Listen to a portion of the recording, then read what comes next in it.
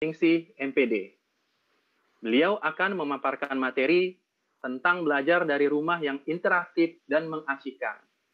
Kepada Ibu Emma, kami persilahkan, waktunya maksimal 30 menit. Terima kasih, Pak Andar.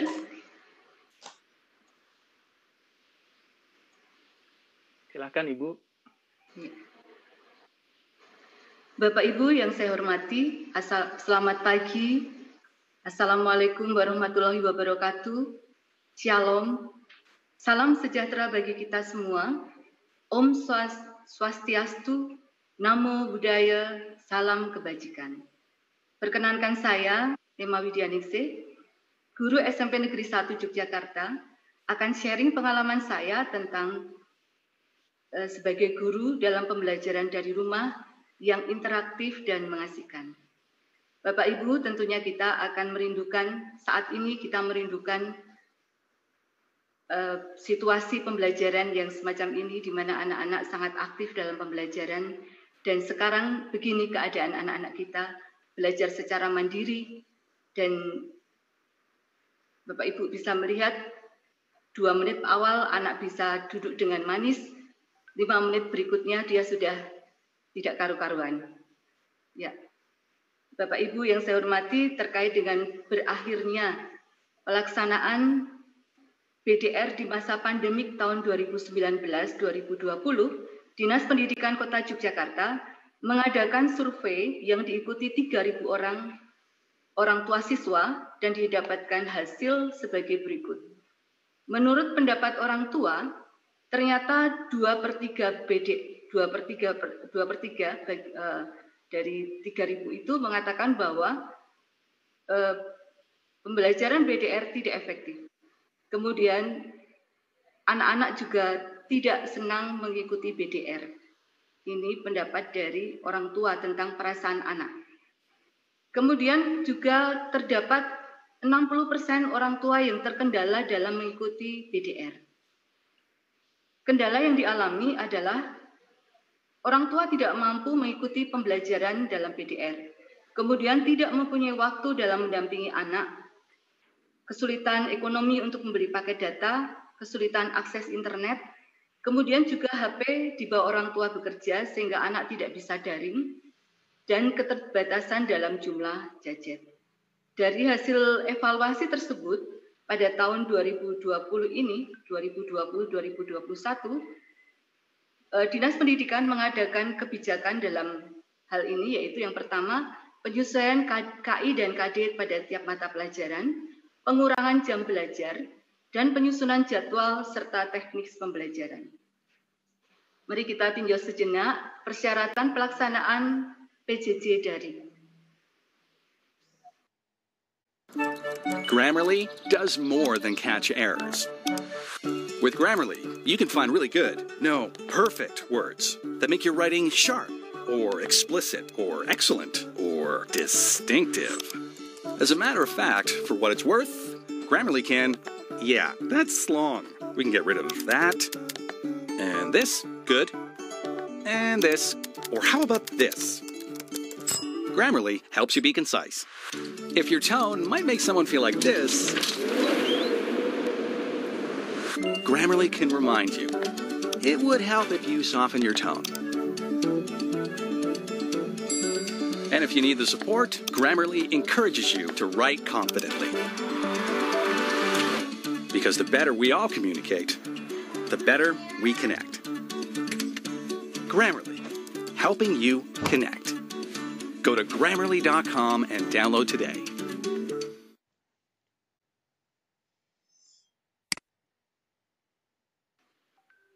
Hal yang mendasar yang diperlukan dalam PJJ daring adalah adanya kuota internet. Jadi, kita harus berada pada demografi dengan jaringan internet yang baik.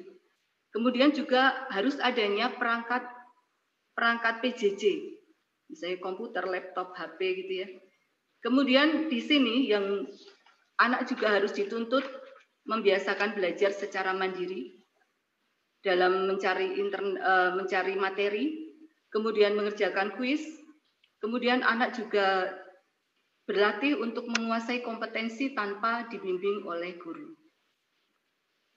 Yang bagus di sini yaitu adanya literasi IT. Jadi orang tua, guru, dan peserta didik itu pada saat ini dituntut untuk menguasai IT sebagai alat untuk belajar. Dan anak di sini dibelajarkan dengan cepat tentang creativity dan critical thinking. Karena anak harus menguasai beberapa tools seperti browsing, chatting, grup untuk diskusi, pikon, kuis, dan lain-lain.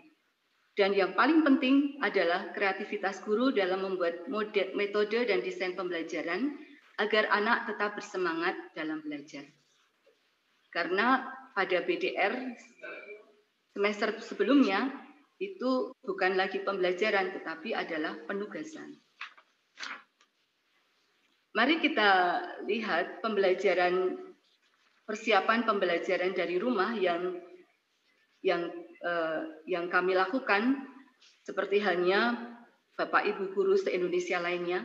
Persiapan yang kami lakukan adalah pelatihan TIK untuk para guru. Guru muda dan guru tua semua harus belajar. Guru muda bahu-membahu untuk mendampingi guru yang sudah tua dalam belajar TIK. Karena selama ini kami hanya menggunakan TIK untuk menulis soal, untuk mengolah nilai, dan tidak menggunakan aplikasi yang lain.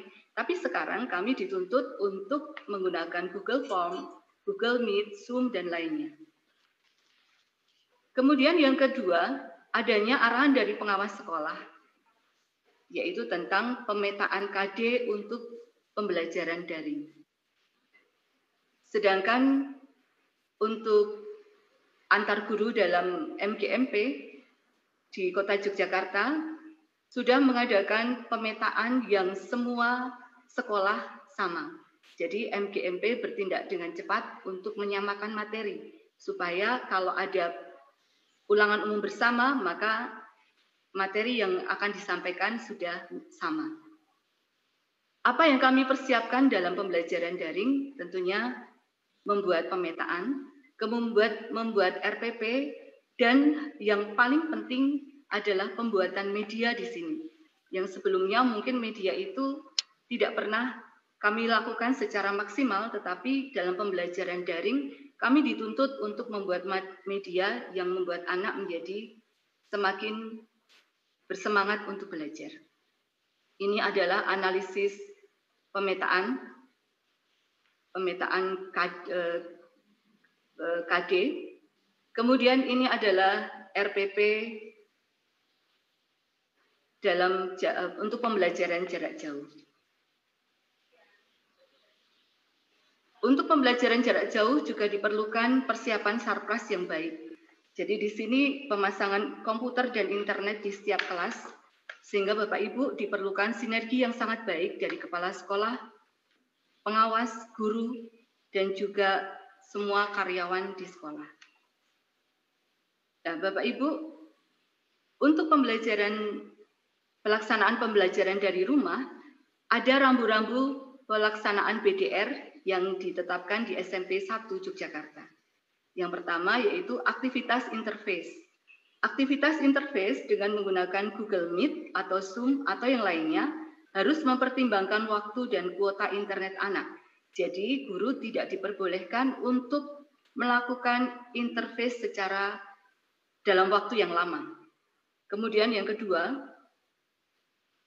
pembelajaran atau pemberian tugas itu maksimal sampai pukul 12.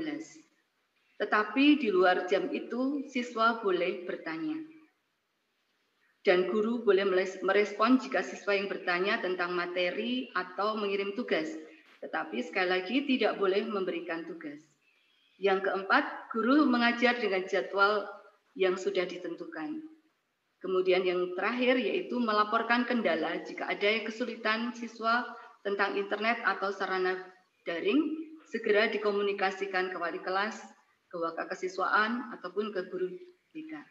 Ini adalah contoh anak yang kesulitan dengan akses internet sehingga dia datang ke sekolah sendiri. Bapak Ibu, bagaimana kami bertatap muka dalam dunia maya Bapak Ibu bisa melihat di sini aktivitas kegiatan kami dalam pembelajaran. Kemudian kehadiran dalam kelas online, setiap pagi wali kelas wajib hadir di kelas untuk menyapa peserta didik. Kemudian mengabsen dengan Google Form. Kemudian meminta peserta didik untuk berdoa atau tadarus. Kemudian meminta peserta didik untuk meneruskan soft skill atau perbuatan baik apa yang dilakukan. Kemudian berliterasi, dan guru juga harus menyapa, memberi salam, memberi apresiasi atau motivasi atau positivitas. Ini adalah contoh dari Google Form yang mengabsen siswa, bagaimana dia melakukan perbuatan baik, kemudian literasi apa yang dilakukan. Semua terekam dalam Google Form. Ini adalah tadarus dari rumah yang dilakukan oleh siswa. Kemudian tentang penilaian. Penilaian dalam pembelajaran, di sini kami tetap melakukan penilaian secara pengetahuan, keterampilan, dan juga sikap. Pengetahuan di sini berasal dari tugas, kuis, dari nanti nilai PTS dan nilai PAS. Sedangkan nilai keterampilan dari hasil laporan pengamatan atau penilaian produk yang dihasilkan siswa. Kemudian sikap dilihat dari presensi kehadiran, ketepatan waktu dalam mengumpulkan tugas. Tetapi di sini semua nilai tidak saklek. Artinya semua nilai bisa dipertimbangkan. Misalnya siswa mengatakan bahwa maaf ada permasalahan di internet atau kami pas tidak mempunyai kuota, itu kami sangat mempermaklumi. Kemudian media pembelajaran apa yang digunakan? Kami tidak beracuan pada platform tertentu dengan pertimbangan bahwa setiap media yang ada adalah tidak boros kuota. Yang terpenting yaitu guru menguasai media tersebut dan juga bisa membantu siswa dalam belajar. Sehingga kami menggunakan Google Classroom, Google Meet, WhatsApp, YouTube, radio, televisi. Kemudian untuk pembelajaran dari rumah ini mendadak banyak guru yang menjadi YouTuber. Sesuatu yang tidak pernah terpikir sebelumnya. Tetapi ternyata itu sangat membantu sekali dalam membuat anak merasa senang dalam belajar. Karena guru hadir di sini mengajar dan mereka bisa memutar ulang untuk memahami materi. Kami di sini juga mencoba untuk melakukan pembelajaran sesuai dengan yang sebenarnya. Jadi kami coba untuk yang seharusnya praktikum kami ganti dengan demonstrasi. Dan supaya anak-anak lebih mudah memahami. Misalnya ini demonstrasi tentang cermin cekung. Sehingga anak paham, oh ini bendanya, oh ini bayangan mayanya. Bagaimana mengukur dengan menggunakan jangka sorong. Nah ini semua kami lakukan supaya anak bisa belajar dengan baik di sini. Kemudian satu hal yang menjadi catatan kami pada masa semester yang kemarin, sebelum tahun 2019-2020, yaitu belum adanya diskusi dengan baik. Sehingga pada tahun 2020-2021 ini yang kami lakukan yaitu adanya grup WhatsApp yang kecil, grup WA, sebagai media komunikasi dan juga diskusi kelompok. Jadi masing-masing dari, misalnya saya membuat grup kelas, kemudian dari grup kelas itu dipecah menjadi grup-grup kecil yang saya harus hadir di situ, sehingga apabila anak-anak berdiskusi, itu saya memantau diskusi mereka.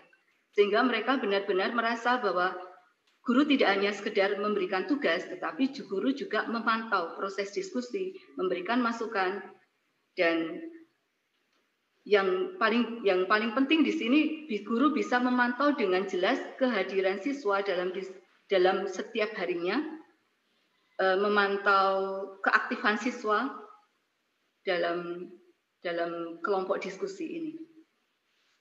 Kemudian dalam diskusi kelas, selain menggunakan WA group yang kelompok besar, kami juga menggunakan Google Classroom. Jadi ini setelah materi diberikan, saya ada video pembelajaran, kemudian saya menanyakan di sini, kemudian anak-anak menjawab dalam Google Classroom atau dalam WhatsApp group, WA group kelas. Tugas-tugas yang diberikan, Bapak Ibu, tentunya kita tadi sudah sepakat bahwa interface waktu waktu yang dipakai untuk interface itu hanya terbatas, sehingga setelah mengadakan pembelajaran dengan cepat, maka siswa diberikan tugas, yaitu tugasnya bisa secara individu. Ini juga dengan segala permakluman. Kalau misalnya dia mengatakan bisanya menulis tangan, ditulis tangan, kemudian diupload. Kalau dia bisa dalam mengetik dengan yang bagus, maka ini langsung bisa dimasukkan dalam folder tugas. Kemudian tugas juga dilakukan secara kelompok. Diskusi kelompok dan tugas secara kelompok, ini hasilnya. Kemudian tugas, karena saya pembelajar IPA, saya guru mata pelajaran IPA, maka saya juga memerlukan tugas pengamatan yang dengan pertimbangan bahwa itu tidak menyulitkan siswa dan juga tidak membahayakan siswa. Laporan dilakukan oleh 1 orang per orang dan hanya berupa pengamatan. Pengamatan ini adalah tugas Putri Malu, laporan Putri Malu. Kemudian supaya anak tidak bosan, tugas yang diberikan juga kadang-kadang diberikan sesuai dengan minat atau bakatnya. Ini banyak guru-guru yang ini adalah tugas di mana siswa menyanyi bersama tentang rangka. Kemudian mereka ada juga yang membuat puisi di sini. Ini juga ada yang mempresentasikan tugas mereka di YouTube. Karena sekarang untuk media sosial anak-anak tidak asing, tidak seperti kita ya yang tua-tua. Kemudian yang tidak membebani anak lagi yaitu tugas secara terpadu. Artinya dalam menggunakan satu tugas saja, anak-anak bisa tugas ini bisa untuk penilaian antara beberapa mata pelajaran, guru beberapa mata pelajaran. Misalnya kolaborasi antara PKN dan IPA, kolaborasi antara IPS, seni budaya, dan juga PKN. Nah ini semua bisa di. Nah, Bapak Ibu, saya akan menyampaikan video pembelajaran yang ada di SMP Negeri 1 Yogyakarta. Saya minta tolong Pak Ander untuk